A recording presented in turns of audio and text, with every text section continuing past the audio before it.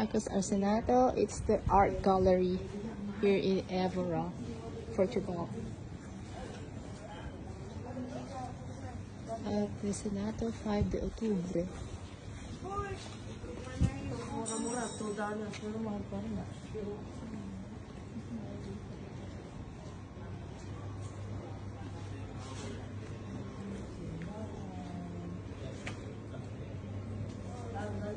Yung bahay nila, bumaba lang sila, nagdala sila ng mga store. That's cheap. Sa bahay lang yun. 38 euros. Touch it kung okay siya. Ang products nila. Yung slippers. Magkano? 38 euros. 38, napakamahal. Mahal ba yun? Part lang yan. Ah, hindi. Masisira yan. Hindi katulad ng ano.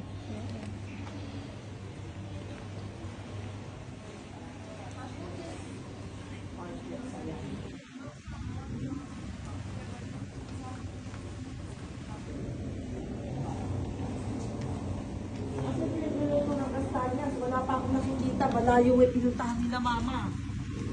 Asa yun? Doon pa sa baba.